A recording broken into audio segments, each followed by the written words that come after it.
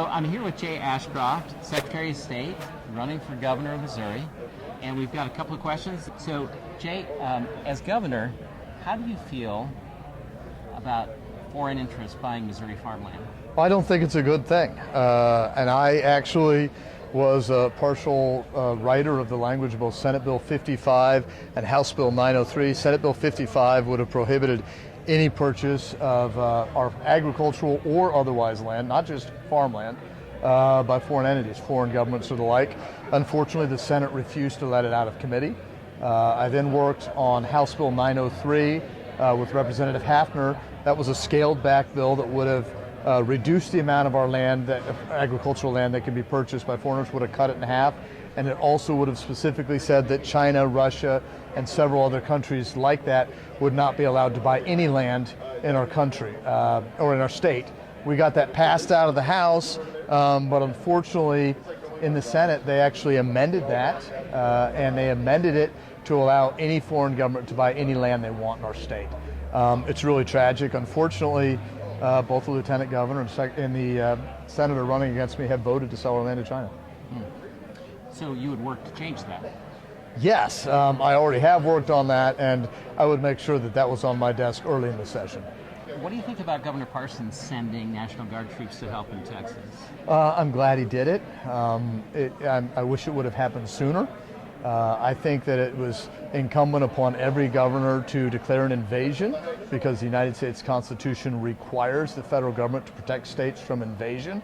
We are spending, I think conservatively, we've spent a couple $100 million because of illegal aliens in the state of Missouri. I've seen estimates of between 70 to 80,000 illegal immigrants are in the state of Missouri.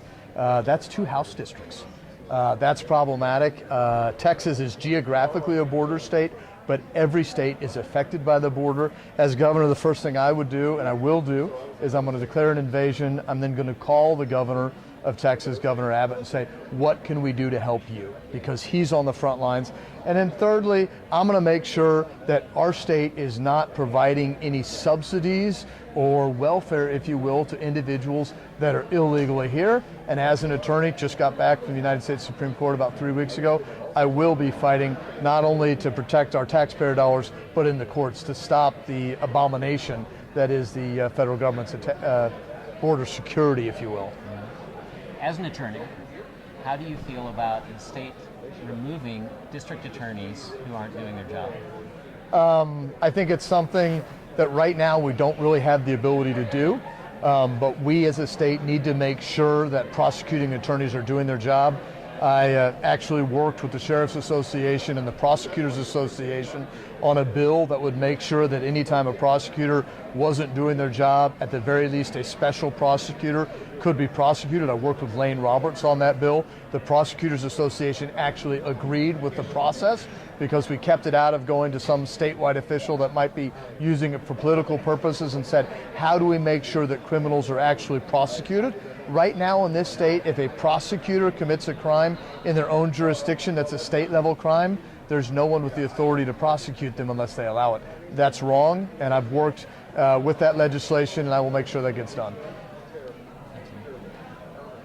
I understand that in the state of Missouri that local jurisdictions, cities for example, cannot pass more restrictive gun laws than the state has. That's a good thing. And I'm reading that there are efforts in place to change that.